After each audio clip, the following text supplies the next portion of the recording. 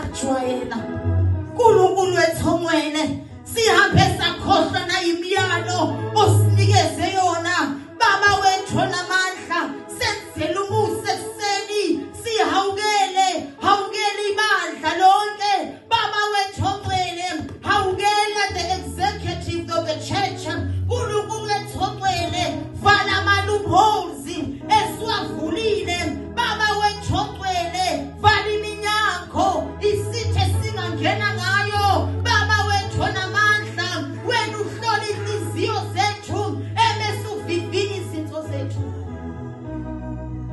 hela makhosa na mama helia baba bakhosa tayana mama liphakana manda khosa tama likhenemesha khasiye thenina mama baba singenze lutho ngaphandle kwakho lithi izwi lakho ngisho nethumiso mayingekho ngcwele uNkulunkulu yizeleze ngoba wena baba uyahlala ethumisweni yabangcwele bakho baba wethu namandla siza kuwe siyaphenduka nangezinto uNkulunkulu wethu ongcwele esizenzayo ucunula umoya ongcwele baba wethu namandla onke lithi izwi lakho ningamcunula umoya kaNkulunkulu singcwelise uNkulunkulu wethu ongcwele singcwelise siyarephenta nange-disobedience siyarephenta nange-ignorance yethu baba wethu namandla onke siyarephenta nangokukusiza kwethu baba wethu namandla onke lokho kwenza ukuthi udumo lwakho nenkazimulo yakho uNkulunkulu ongcwele ingapheleliswa baba wethu namandla onke sihlambulule ekseni abrutha zonke izinto ezithe zamila ezingatshalwanga nguwe kule ndawo baba wethu namandla onke tear apart and destroy uNkulunkulu wethu ongcwele every argument of an enemy ngegama likaJesu Kristu demolisha ongo asherimo uNkulunkulu ongcwele abamile against us destroy ngisho ama-spirit amile to monitor even ukusebenza kwakho kule ndawo ngegama likaJesu. We blind any monitoring spirit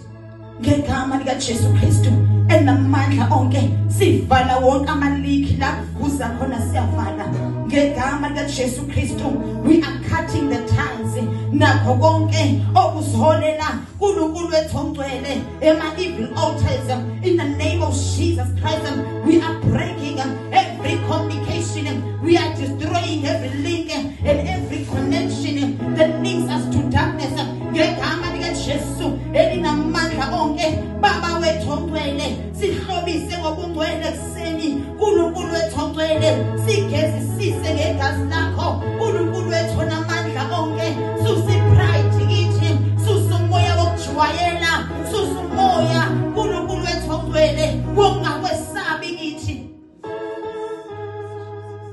We pray egameni likaJesu baba nandi ibandla lakho ozakhele lona ngezandla zakho. You are the founder of this church, Jesus. Baba, you are the high priest in this church. uNkulunkulu wethu namandla onke